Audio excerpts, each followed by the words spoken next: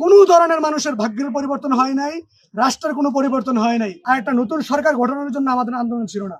ইন্টারিমের সময় তারা একটা দল ঘোষণা করেছে, তারা শুধু দল নিয়ে ব্যস্ত ছিল। মানুষ যে প্রত্যাশা নিয়ে আন্দোলন করেছে যে দেশের পরিবর্তন, সেই দেশের পরিবর্তন হয় নাই, শুধুমাত্র একটা সরকারের পরিবর্তন হয়েছে। আমরা কিন্তু আন্দোলন করি নাই শেখ হাসিনা বা আওয়ামী লীগকে বিতাড়িত করে আর একটা নতুন সরকার গঠনের জন্য আমাদের আন্দোলন ছিল না। আমাদের আন্দোলন ছিল রাষ্ট্রের পরিবর্তন, রাষ্ট্রের নীতির পরিবর্তন, মানুষের ভাগ্যের পরিবর্তন করার জন্য। কিন্তু কোনো ধরনের মানুষের ভাগ্যের পরিবর্তন হয় নাই, রাষ্ট্রের কোনো পরিবর্তন হয় নাই। এই দায় ইন্টারিম গভর্নমেন্টকে অবশ্যই নিতে হবে। তাদেরকে মানুষ, আমরা সহ সারা বাংলাদেশের মানুষ তাদের উপর ভরসা করে তাদের উপর দায়িত্ব দেওয়া হয়েছিল। শুধুমাত্র তারা তাদের ভাগ্যের পরিবর্তন করেছে।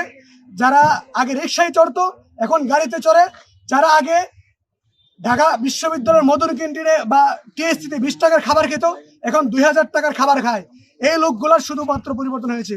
সারা দেশের মানুষের কোনো পরিবর্তন হয় নাই, শহীদদের পরিবারের কোনো পরিবর্তন হয় নাই।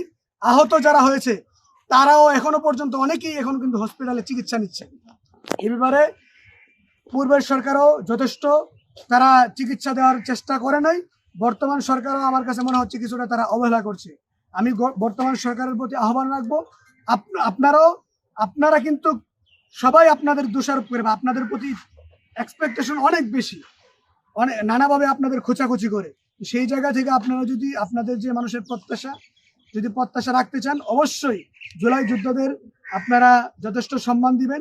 আর যেই কারণে মানুষের, সারা বাংলাদেশের মানুষ রক্ত দিয়েছে, আন্দোলন করেছে, সেই মানুষের স্পিরিটের প্রতি শ্রদ্ধা রেখে বাংলাদেশের মানুষ যা প্রত্যাশা করে সেভাবে আপনারা কাজ করবেন।